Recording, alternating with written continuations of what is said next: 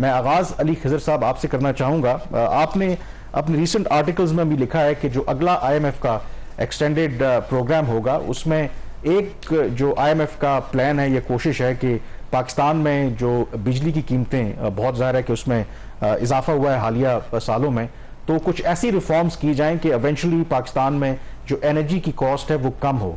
लेकिन आपको इस प्लान के हवाले से डाउट्स हैं, कैन यू एलेबोरेट? जी, thank you Kamran and Shahbaz, आपने मुझे बुलाया और ये बहुत इंपॉर्टेंट टॉपिक है जिस पे आप डिस्कस कर रहे हैं। देखिए, जिस तरह आपने अपने अभी थोड़ी देर पहले आप लोग जिक्र भी कर रहे थे कि जी जो आइडल कैपेसिटी है उसकी पेमेंट बहुत ज़्यादा है, प्लस जो आपकी कैपेसिटी पेमेंट है वो बैलून कर गई है और वो बढ़ती जा रही है।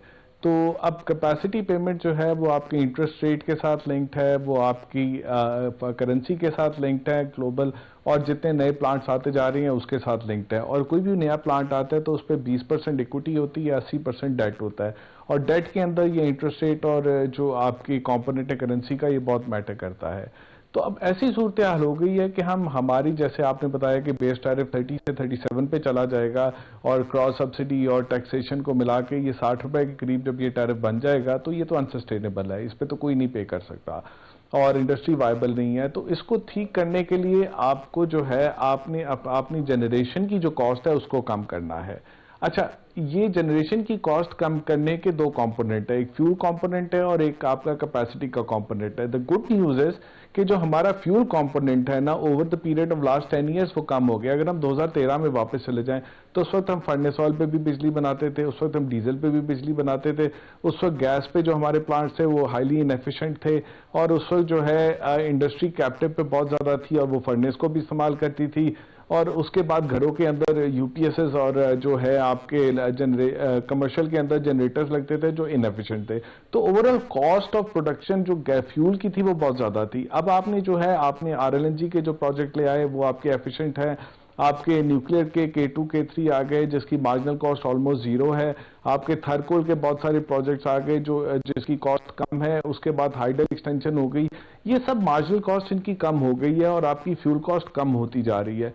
बट कैपेसिटी पेमेंट का जो है ना वो चीज़ है उसको वो मोर देन वो जो है ना ऑफसेट कर देता है, कि यानी कि जो फ्यूल प्राइस कम हो रही है कैपेसिटी पेमेंट इतनी उसकी बढ़ती जा रही है कि वो कम होने का जो है कोई फायदा नहीं आपको नजर आ रहा।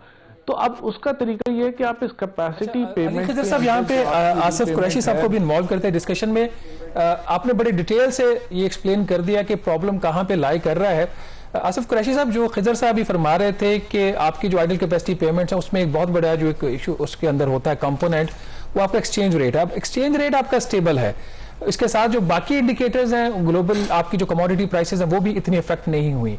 इसके बावजूद आप देख रहे हैं कि जो मंथली हमारी टैरिफ इंक्रीजेज आ रही हैं बजाय उसमें कोई कमी है। तो how do you see this problem, कि कहीं पे लगता है आपको कि जो IMF का फोकस आया है इस चीज के ऊपर, प्राइस रिडक्शन के ऊपर, ये अभी पॉसिबल है?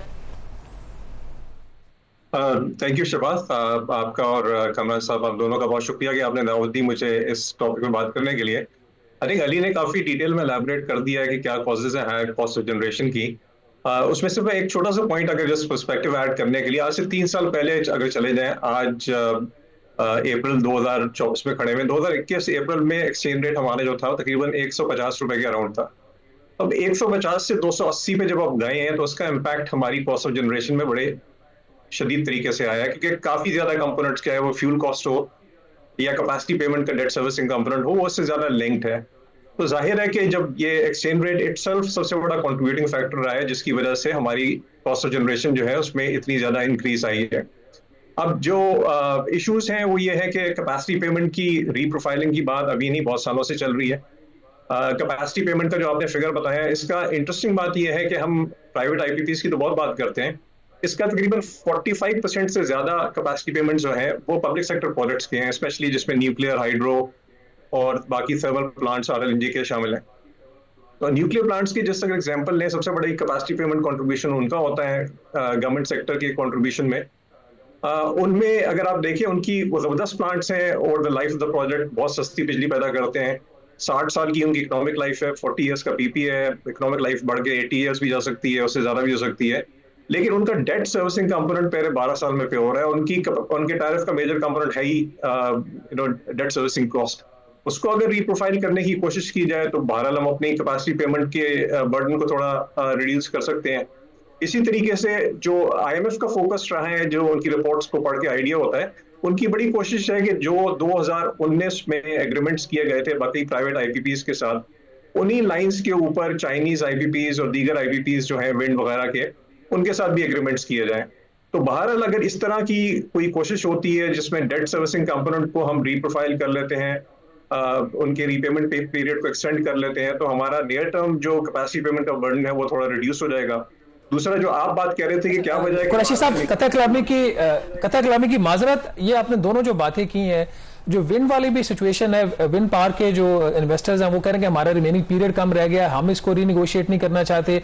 चाइनीज आपको पता है बारहा इस चीज को रिफ्यूज कर चुके हैं, वो कहते हैं कि कहीं और से आप हमसे रिलीफ ले लें, इनके ऊपर बात ना करें। तो चाइनीज को भी अब हम फॉर द टाइम भी निकाल देते हैं इस इक्वेशन से, विंड को भी इस इक्वेशन से निकाल देते हैं। और खिजर ने भी बोला कि अगले साल हो सकता है आपकी जो प्राइस एवरेज हो जाए, सब कुछ मिला के टैक्सेस वगैरह 60 रुपए फी यूनिट हो जाए। तो ऐसे में जब प्राइस बढ़ रही है, जो रीनिगोशिएशन है वो पॉसिबल नहीं है, तो ये क्या रियलिस्टिक भी है ये बात करना है कि कीमतें कम की जा सकती हैं? देखिए, मेरा अपना ख्याल तो ये है कि कीमतें कम जो है कुछ लोगों की जा सकती है। आपने खुद अपने इंट्रो में मेंशन किया था, क्रॉस सब्सिडीज का एलिमेंट बहुत है। अगर 30 रुपए का एवरेज टैरिफ है पाकिस्तान का 2024 का, जो उन्होंने बेस टैरिफ की वर्किंग की थी, अगर 30 रुपए आपको या मुझे बिल होगा तो हम तो बड़ी खुशी से पे करने को तैयार होंगे। मसला ये है कि हमारा, क्योंकि हमें क्रॉस सब्सिडीज देनी है, पाकिस्तान की जो सेल्स का मिक्स है उसमें तकरीबन 50% डोमेस्टिक रेजिडेंशियल सेक्टर है, और उन 50% जो यूनिट्स बनते हैं उसका मजीद 2/3 जो है वो है जिनको सब्सिडाइज इलेक्ट्रिसिटी मिल रही है।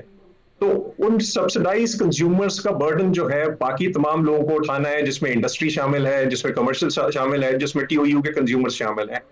तो अगर क्रॉस सब्सिडीज को एलिमिनेट करने की कोशिश की जाए या उस बर्डन को शेयर करने की ज्यादा फेयरली कोशिश की जाए, तो हम शायद इंडस्ट्री के लिए टैरिफ को रिड्यूस कर सकते हैं, जो कि एक प्रपोजल कुछ महीने पहले प्रेजेंट हुई थी। Just to give some idea, ये गैस में ऑलरेडी इंप्लीमेंट हो चुका है फिक्स चार्जेस का कॉन्सेप्ट, यही इलेक्ट्रिसिटी में लाने की कोशिश की गई। इलेक्ट्रिसिटी के तकरीबन डोमेस्टिक सेक्टर के 33 मिलियन कंज्यूमर्स हैं, जबकि 11 मिलियन कंज्यूमर्स से कम है गैस सेक्टर के। तो अगर आप कोई लेट से 500 रुपए का भी फिक्स मंथली चार्ज लगाते हैं तो 200 अरब रुपए आप साल के जनरेट कर सकते हैं फिक्स मंथली चार्जेस से। उसमें आप जो लोअर इनकम ग्रुप्स हैं उन पे कम चार्ज लगा दें, हायर इनकम पे ज्यादा चार्ज लगा लें, तो उससे फायदा ये होगा कि कम से कम इंडस्ट्री पे जो आपका कंपैरेटिवनेस का जो चैलेंज क्रिएट हुआ वो किसी हद तक रिड्यूस हो सकता है। बट ओवरऑल जो वेटेड एवरेज टैरिफ है शायद उस पर रिडक्शन करना मुमकिन ना हो सके। अच्छा कुरैशी साहब, आपने इंडस्ट्री की बात की है, मैं इसी पॉइंट को अली खिजर साहब के पास लेके जाना चाहूंगा। एक तरफ बिजली पाकिस्तान में महंगी हो रही है और दूसरी तरफ अगर आप देखें तो बिजली की कंजम्पशन में कमी वाक़ई हो रही है और उसकी मुख्तलिफ वजूहात हैं। ज़ाहिर है बिजली महंगी है, फिर हम ये भी देख रहे हैं कि लोग रिलाय कर रहे हैं सोलर्स के ऊपर। नेट मीटरिंग 2 रोज पहले जो विफाकी वजीर बराए तवानाई हैं अवैस लगारी साहब ने, उन्होंने जो नंबर्स दिए कि जून 2023 से लेकर मार्च, इस साल मार्च तक 6,850 मेगावाट के जो सोलर पावर प्लांट्स है, सोलर प्लांट्स जो प्लेट्स वगैरह हैं वो पाकिस्तान में इंपोर्ट हुई हैं। और वो कह रहे हैं कि ये बड़ी अलार्मिंग चीज़ है। तो एक तरफ ये भी कंट्रीब्यूट करेगा जब आपकी डिमांड कम हो रही है, फर्दर कैपेसिटी जो आइडल कैपेसिटी है उसमें वो ऐड होगा। तो यहाँ पर हम कोई इनोवेटिव टेक्निक्स अपना नहीं सकते कि कैपेसिटी हमारे पास मौजूद है, पैसे हमने वैसे ही देने हैं, अगर फुल कैपेसिटी पे वो बिजली जनरेट करें और सस्ती बिजली एटलीस्ट प्रोवाइड करें इंडस्ट्री को ही, तो कम से कम उससे वो जो इम्पैक्ट अदरवाइज आ रहा है आइडल कैपेसिटी की वजह से, अगर आपकी इकोनॉमी ग्रो करना शुरू कर दे बिकॉज ऑफ जो कम जो बिजली की कीमत होगी, तो उससे कम से कम कुछ तो फायदा हो सकता है। क्या इस पर काम किया जा सकता है? जी बिल्कुल बिल्कुल, आप ठीक कह रही हैं। देखिए वो जो demand is a function of price, तो जितनी आपकी प्राइस बढ़ती जाएगी उतनी डिमांड कम होती जाएगी। और आपने जैसे देखा कि जो आपके नंबर 2020-21 के थे, आज नंबर उससे भी कम आपके हैं कंजम्पशन के, और ये अगले साल और भी गिरते जाएंगे। इवन आप इंडस्ट्री को देखें, सिर्फ ये नहीं कि घरों के अंदर ये जो सोलर पैनल्स है ये लग रहे हैं, ये कमर्शियल और इंडस्ट्रियल एरियाज पे भी लग रहे हैं, क्योंकि वो भी अपने ट्राइजन सेट भी रख रहे हैं, जिसपे वो कैप्टिव भी जनरेट कर सकते हैं, जिसके साथ वो अपने जो है वो सोलर पे भी लग रहे हैं और ग्रिड पे भी कर रहे हैं। और जितना ग्रिड पे कम हो सकते हैं उतना कम होते जा रहे हैं सारा कुछ, और ग्रिड जितना महंगा होता जाएगा ये उतना फर्क पड़ता जाएगा। तो आपको ग्रिड की कीमत कम करनी है ताकि इंसेंटिव ग्रिड पे रहने का ज्यादा रहे, ताकि इंडस्ट्री ज्यादा लगे और इंडस्ट्री की कंजम्पशन बढ़े। तो उसका बहरहाल एक जो आसिफ ने जैसे वो तरीका बताया, सबसे पहले तो आई है क्रॉस सब्सिडी को आप खत्म कर दें। जो फिक्स चार्जेस वाला सोल्यूशन है इसको लाके क्रॉस सब्सिडी को खत्म करें ताकि इंडस्ट्री की कंजम्पशन बढ़ सके। और दूसरा ये है कि बहरहाल हमें ये थोड़ी बहुत at the end of the day कड़वी गोली कहानी पड़ेगी कि चाइनीज के साथ, या हमें अपने जो न्यूक्लियर आईपीपीज हैं, जैसे वो 60 साल की उसकी लाइफ है और 12 साल की उसकी पेमेंट है, तो उसको 12 साल से आप कम से कम 30 साल पे तो लेके आए।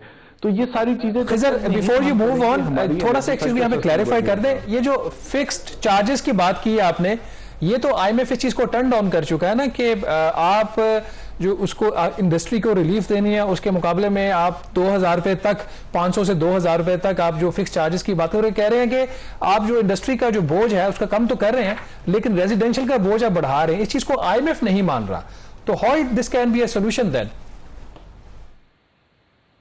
क्योंकि आईएमएफ कहता है कि आपकी कीमत बढ़ चुकी है, इस कीमत को कम करें। उस कीमत को कम करने के लिए वही कहता है कि वो आईपीपीज के साथ 2015 की आईपीपीज के साथ वही सोल्यूशन करें जो पिछले के साथ की है।